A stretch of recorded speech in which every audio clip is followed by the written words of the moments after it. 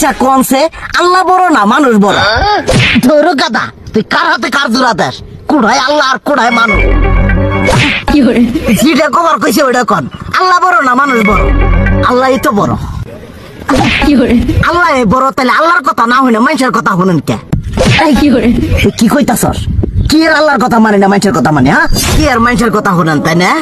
আমনে যে ওইদিনকে ডায়াবেটিসের রোগ নিয়ে যে হাসপাতালে গেলেন, ডাক্তার আপনারা কত কিছু খাবার না করলো, সব কিছু না খাই এখন চলতেছেন।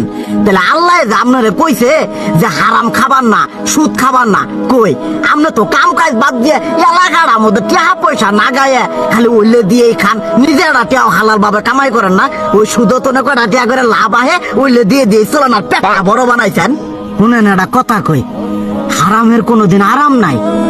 হালাল পথে রুজি রোজগার করেন, প্রয়োজনে এড়া বেলা কম খায়েন, তাও শরীর পিণ্ডও ভালো থাকবো, কোনো রোগ বেদও হবো না, আরামও পাবেন, আল্লাহও খুশি থাকবো।